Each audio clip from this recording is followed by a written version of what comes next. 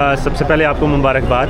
हमेशा तनकीद की ज़द में रही हैं, नई जिम्मेदारी मिली है, किस तरीके से इस मामले से निकलेंगी, किस तरीके से इसको कम करने की कोशिश करेंगी, काम के हवाले से थोड़ा बताइए। देखिए, ऐसा पहली बार नहीं है कि मैं ऐसा पहली बार नहीं है कि मैं कहीं पे मौजूद हूँ। और ओहदा शायद लोगों को लगता है कि बड़ी कुछ चमकने की चीज़ है कि कोई ओहदा वगैरह मिल जाना, ये एक जिम्मेदारी है जिसमें सवालात बढ़ जाते हैं।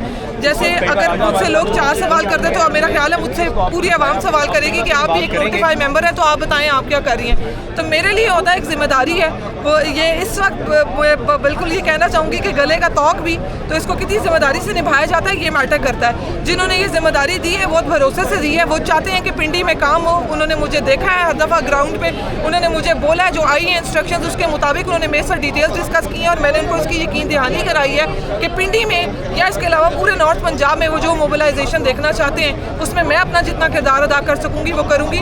मुझे ये होदा जिस वजह से दिया गया, जो मेरे पास जो इसकी इन्फॉर्मेशन आई है वो इसलिए कि मैं सबसे ज़्यादा दिखाई देने वाली वो खातून हूँ जिसने हर रैली हर एहतजाज फ्रंट से लीड की है और जिस पे अवाम भरोसा करती है। तो मेरी पूरी कोशिश होगी कि अवाम का भरोसा कायम रहे और मैं इमरान खान की रिहाई के लिए बाकी कुछ कर सकती हूँ। ये बताइएगा, ये अदालतें इस वक्त इस्लामाबाद हाई कोर्ट कुछ बोलती है, सुप्रीम कोर्ट में कलअदम हो जाता है, आपको लगता है खान की रिहाई ये कोर्ट से या अदालतों से हो सकती है?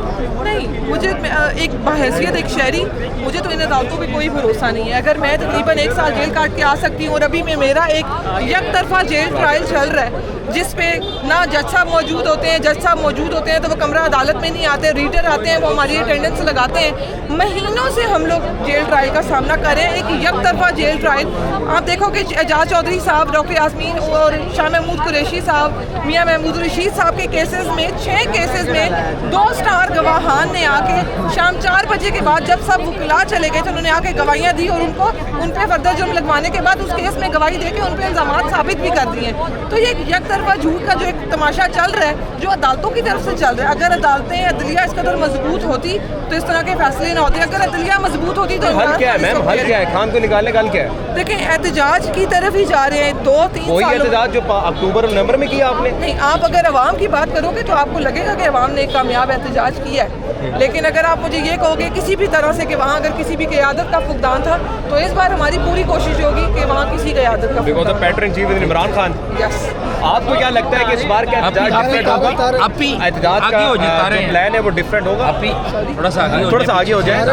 एहतजाज का जो प्लान है बाकी एहतजाज से कदर हद तक डिफरेंट होगा? प्लान थोड़ा डिफरेंट बिल्कुल होगा, क्योंकि खान साहब ने पूरी जिम्मेदारी अपने हाथ में रखी है। तो मुझे यकीन है कि इस बार प्लान डिफरेंट है और जो इंस्ट्रक्शंस अब तक मेरे पास आई हैं उनके मुताबिक भी मुझे यकीन है कि प्लान इस बार डिफरेंट। ये इस वक्त माहौल चल पड़ा है कि जो बात करता है उसको उठा लिया जाता है, पाबंदी सलासल कर दिया। सनम जावेद को इतने दिनों से बंद किया गया, कोई उनके ऊपर कोई केस नहीं है लेकिन उनको बंद किया गया। क्या इसके बारे में कहेंगे? वो इस तरह से तो मामला नहीं चल सकते फिर पाकिस्तान। देखिए, खान साहब ने कहा है कि अगर मैं जेल में हूँ तो आप लोगों को भी कोई मसला नहीं होना चाहिए, आप लोग भी हिम्मत करें। तो मेरा ख्याल है हमने जब साल जेलें काट ली हैं और अब हमें पता है कि अदलिया इंसाफ नहीं दे रही और अब हमें आगे मजीद दोबारा इन्होंने सजा सुनानी और हमने फिर जेल जाना है, तो हम तो ज़हनी तौर पर तैयार हैं, हम काट लेंगे।